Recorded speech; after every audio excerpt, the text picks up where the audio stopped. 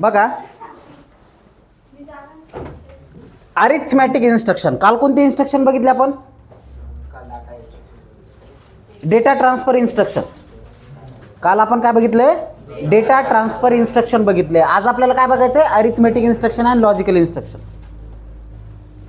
Instruction व्यवस्थित करा, instruction व्यवस्थित करा. ते जर व्यवस्थित केले तरच तुम्हाला काय करता येईल? प्रोग्रामिंग करता येईल. अदरवाईज प्रोग्रामिंग करता येणार नाही. So you should prepare for instruction for programming. Okay, otherwise it is very difficult to understand that program.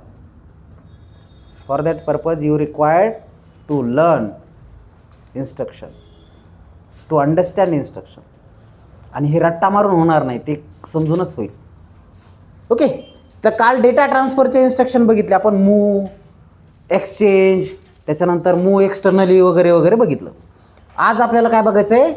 Arithmetic instruction. Arithmetic म्हणजे ॲडिशन, सबस्ट्रॅक्शन, मल्टिप्लिकेशन, डिव्हिजन ह्या गोष्टी अरिथमॅटिकचे ऑपरेशन आपल्याला करायचे.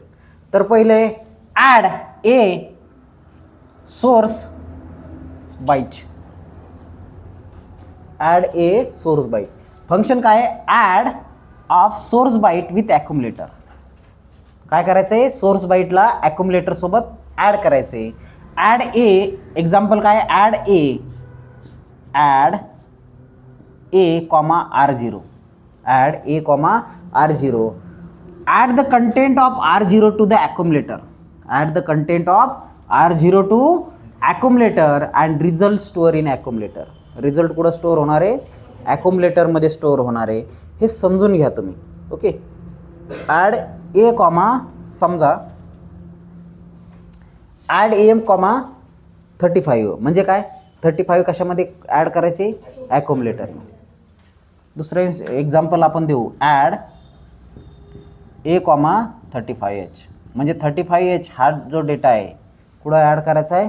ॲक्युमुलेटरमध्ये. तर अशा पद्धतीने सिम्पल ॲडिशनचा हा पहिला इन्स्ट्रक्शन आहे. त्याच्यानंतर दुसरं इन्स्ट्रक्शन बघा.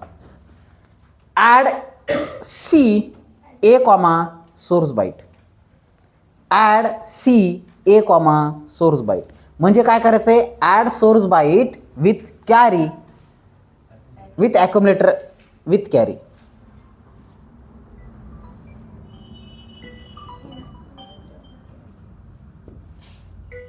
तर इथं काय करायचं आहे बघा. ॲड ए कॉमा सोर्स बाईटमध्ये आपण काय करतो? ॲड करतो विदाऊट कॅरी. इथं add C A comma source बाईटमध्ये add source byte with accumulator with carry. कॅरीसोबत ॲड करायचे आणि रिझल्ट कुठं स्टोअर होणार आहे? And store in accumulator. And store in accumulator. Result हा ॲक्युमुलेटरमध्ये स्टोअर होणार आहे. Okay, example add C A comma R0. तर R0चा जो कंटेंट आहे तो ॲक्युमुलेटरमध्ये ॲड होणार आहे विथ कॅरी. कॅरीसोबत, ह्याच्यासोबत ॲड होणार आहे. लक्षात घ्या. समजलं आहे? कोणाकोणाला समजलं आहे? Add C A source byte. Source byte काय करायचं आहे? ॲक्युमुलेटरमध्ये ॲड करायचं आहे विथ कॅरी. कॅरी पण घ्यायचा तिथं. त्याच्यानंतर sub B A comma source byte. तर इथं काय करायचं आहे तुम्हाला? Subtract source byte from accumulator with borrow. Source byte काय करायचं आहे? ॲक्युमुलेटरमधून सबस्ट्रॅक्ट करायचा आहे विथ बॉरो. ओके, आणि विदाऊट बॉरो सुद्धा घेता येईल आपल्याला. Okay, sub A comma source byte. Sub A comma source byte म्हणजे काय येईल? Function subtract source byte from ॲक्युमुलेटर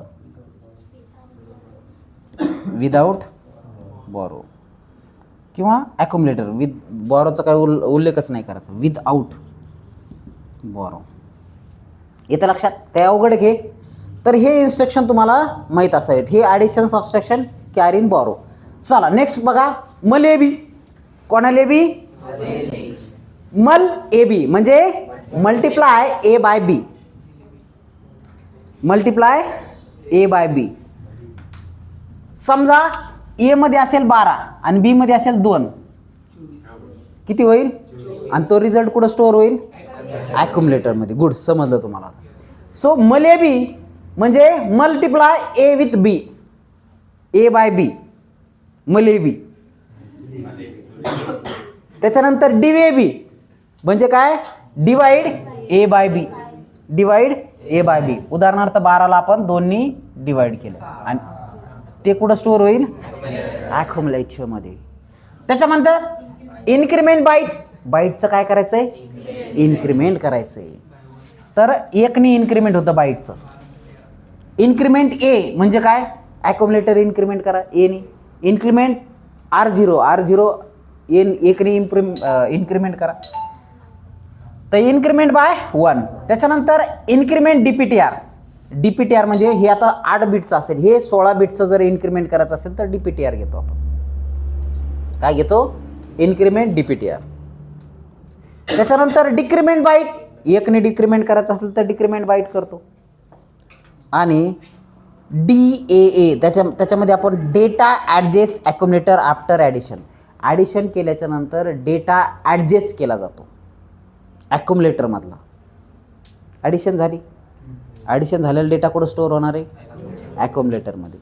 मग तिथं कॅरी बॉरो काय जे असेल ते त्यासाठी तो ॲडजेस्ट केला जातो. त्याला आपण काय म्हणतो? Decimal adjust ॲक्युमुलेटर.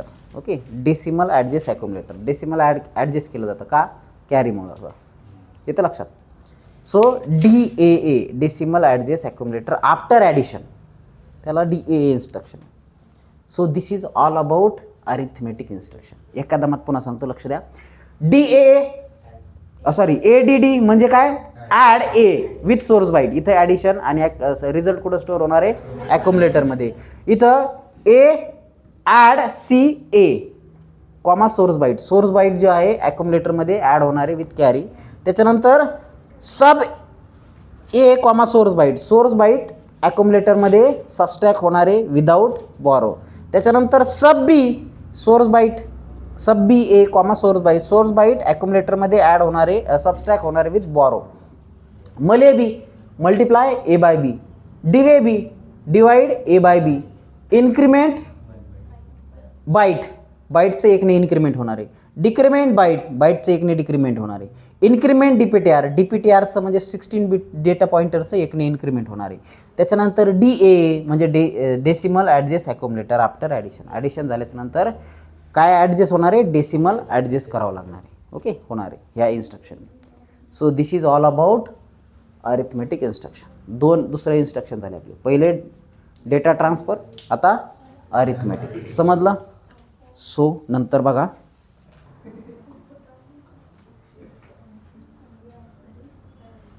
Logical instruction. कोणते इन्स्ट्रक्शन आहेत? Logical instruction.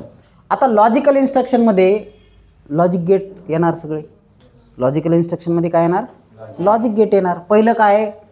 ANL destination byte comma source byte. तर इथं काय आहे? Function anding of destination byte with source byte. And होतंय म्हणजे काय होतंय? अँड गेटचं लॉजिक येतं, अँडिंग येतं लक्षात? Anding logic. So ANL destination byte comma source byte, त्याचं फंक्शन काय? Anding of destination byte with source byte. कळते? Anding of destination byte with source byte. Then ORL destination byte comma source byte म्हणजे oring of destination byte with source byte. Oring of destination byte with source byte. इथं anding आहे, इथं ORing आहे. त्याच्यानंतर XRL म्हणजे काय? Destination XRL destination byte comma source byte म्हणजे काय? लॉजिकल एक्सक्लुझिव्ह ऑर म्हणजे XOR for byte variable. For byte variable म्हणजे सोर्स बाईट आणि डेस्टिनेशन बाईटचं XORing. त्याच्यानंतर CLRA म्हणजे काय? क्लिअर ॲक्युमुलेटर म्हणजे काय? क्लिअर ॲक्युमुलेटर. ॲक्युमुलेटरचा जो डेटा आहे तो काय करायचा आहे? क्लिअर करायचा आहे. त्याच्यानंतर इथं समजा जो डेटा असेल ॲक्युमुलेटरमध्ये 0000 11 12 10 12 अशा पद्धतीने जे काय असेल. ओके, जनरली याच्यामध्येच असेल तो. कशात? 0 आणि 1मध्ये. तर 1100 अशा पद्धतीचा जो जे असेल ते सगळं पुसून टाकायचं, क्लिअर करायचं. त्याच्यानंतर कम्प्लिमेंट ॲक्युमुलेटर. काय करायचं आहे, कम्प्लिमेंट. तर समजा इथं याच्यामध्ये जर समजा 1 1 1 1 0 0 0 1 असं असेल तर मग काय करायला रे, हे 0 0 0 0 1 1 1 0 कम्प्लिमेंट म्हणजे त्याच्या अपोजिट. येते लक्षात, हे माहिती आहे ना तुम्हाला, कॉम्प्लिमेंट. त्याचं कॉम्प्लिमेंट करायचं आहे कशाचं, ॲक्युमुलेटर. म्हणजे ॲक्युमुलेटरमध्ये समजा हा जर डेटा असेल तर त्याचं कॉम्प्लिमेंट काय येईल, हे. समजलं. सो CPL म्हणजे काय, complement of content of accumulator. ॲक्युमुलेटरच्या कंटेंटचं कम्प्लिमेंट. त्याच्यानंतर नेक्स्ट आहे RLA, rotate the content of accumulator left by 1. समजा हे आहे,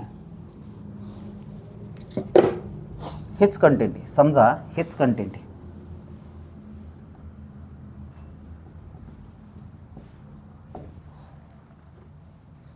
हेच कंटेंट आहे. काय कंटेंट आहे, 1 1 1 1 0 0 0 1. तर याला काय करायचं आहे, rotate the content of accumulator left by 1. तर लेफ्टने काय करायचं आहे, ढकलायचं आहे. म्हणजे हे इथं येईल, हे इथं येईल, हे इथं येईल, हे इथं येईल आणि हे इथं जाईल. Okay. Rotate the content of accumulator left by 1. डावीकडे एक एक एक एकनी शिफ्ट होऊन जाईल. समजलं का, कोणाकोणाला समजलं आहे. Rotate the content of accumulator left by 1. 1नी ते लेफ्ट करायचं आहे. उदाहरणार्थ हे घ्या, मोठं उदाहरण.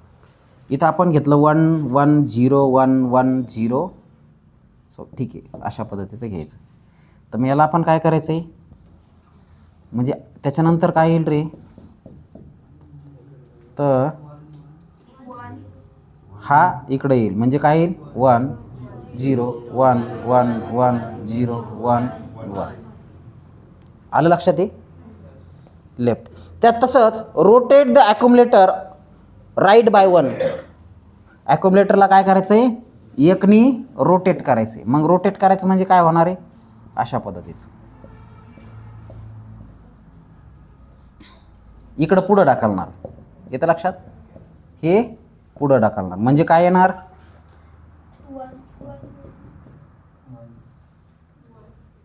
तर इथं काय येणार आहे, 1. त्याच्यानंतर 1 1 0 1 1 1 0. तर आता अशा वेळेस काय करायचं, सरळ एक काम करायचं आहे. काय केलं, एकने रोटेट केलं ना, तर हे सोडून द्यायचं आणि हे जसं तसं लिहून काढायचं बाकी. ओके. हे सोडून द्यायचं, इथं तर 1च येणार होतं, पण हे जसं तसं लिहून काढायचं. म्हणजे काय, 1 0 1 1 1 0 1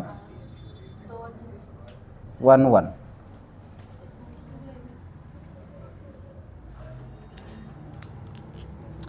कंटेंट काय करायचं आहे, पुढं टाकलायचं. मग इथं काय होतं, इथं काय होतं, काहीच नव्हतं. तर म्हणजे इथं काय आलं आहे, 1. तर हे 1 इथं घ्यायचं आहे. हे 1, अरे पुढं चुकलं. हा कंटेंट इथं घ्यायचा आहे. ओके. हा एकनी पुढं टाकलायचा आहे, एकनी पुढं टाकलायचा आहे. तर इथं काय येईल, 1 येईल, हा वाला. त्याच्यानंतर हा पहा, इथला कंटेंट इथं आला. नाही, त्याला सोपी एक आयडिया आहे, हा सोडून द्यायचा एक आणि बाकी जसं तसं लिहून घ्यायचं.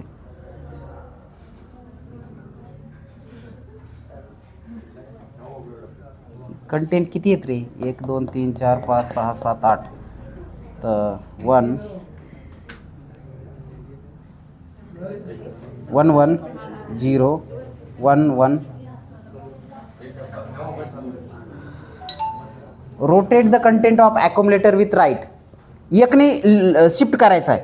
ओके. आता हे कंटेंटच आपण बदलून घेऊ, सगळे 1 1 सारखेच असल्यासारखे. तर 1 0 1 0 करून टाकू आपण. ओके. कंटेंट काय घेऊ, 1 0 1 0 1 0 1 0 1 1 2 3 4 5 6 7 8. एवढे कंटेंट आहेत 1 0 1 0चे. ओके. आता सोपं जाईल आपल्याला. तर हा कंटेंट इथं गेला म्हणजे इथून सुरुवात कुठून होईल 0. ओके, त्याच्यानंतर 1, त्याच्यानंतर 0, त्याच्यानंतर 1, त्याच्यानंतर 0, त्याच्यानंतर 1, त्याच्यानंतर 0, त्याच्यानंतर 1. तर इथं काय केलं आपण, हा कंटेंट फक्त पुढं ढकलीत चालले. ओके, आणि हा जो कंटेंट आहे परत इथं येणार आहे. ओके, याला काय म्हणायचं आहे, रोटेट ॲक्युमुलेटर राईट बाय 1. इथं काय केलं होतं, लेफ्टने रोटेट केलं होतं. इथं काय केलं होतं, राईटने रोटेट केलं होतं. येतं लक्षात, याच्यात काय फरक आहे का, थोडा फरक आहे ते समजून घ्या फक्त. इकडं राईट आणि तिकडं लेफ्ट. त्याच्यानंतर rotate accumulator left with carry. Accumulator left rotate करायचं आहे, पण समजा जर कॅरी असेल तर तो कॅरी सुद्धा घ्यायचा त्याच्यात. ओके, तर इथं rotate accumulator right with carry आणि इथं left with carry. Rotate accumulator left with carry, rotate accumulator right with carry. Carry carry म्हणजे समजा इथं समजा ॲड केलं, ॲड केल्याच्या नंतर हातचा आला 1 आला समजा, तर हा जो आहे हा तुम्हाला पुढं रोटेट करायचा, तर हातचा सुद्धा घ्यायचा. हे कंटेंट नाही घ्यायचं तर हातचा घ्यायचा. कंटेंट नाही घ्यायचा, हातचा आला कॅरी आला तर कॅरी घ्यायचा, विथ कॅरी घ्यायचा. ओके, समजा इथं कॅरी आला तर आपल्याला रोटेट करायचं, तर कॅरी फॉरवर्ड करा, कॅरी पुढं घ्या. हा कंटेंट नका घेऊ, कॅरी घ्या. हां, आणि त्याच्यानंतर पुढचे कंटेंट जसे तसे घ्या. कॅरी आला तर कॅरी सोबत घ्या. ओके, आणि तो कॅरी काय करणार आहे, कॅरी फ्लॅग सेट करणार. कॅरी आला तर कॅरी घ्यायचं. त्याच्यानंतर स्वॅप ए. स्वॅप म्हणजे काय, swapping of nibble within the accumulator. ॲक्युमुलेटरमध्ये निब्बलचं स्वॅपिंग करायचं. आता निब्बल काय आहे, हे 4 कंटेंट जे आहेत त्याला आपण निब्बल म्हणतो. तर याचं स्वॅपिंग इकडं आणि याचं स्वॅपिंग इकडं, व्हाईस वर्सा. ओके, म्हणजे lower nibble to higher nibble and vice versa, आणि higher nibble to lower nibble. तर हे 4 बीट जे असतात त्याला आपण काय म्हणतो, निब्बल म्हणतो. ओके, आणि 8 बीटला आपण काय म्हणतो, बाईट म्हणतो. 8 बीटला आपण काय म्हणतो, बाईट म्हणतो. 2 निब्बलचं एक बाईट बनतं, माहिती आहे तुम्हाला. So this is all about logical instruction. तर आपण कोणकोणते इन्स्ट्रक्शन बघितले, arithmetic instruction and logical instruction. So right down this.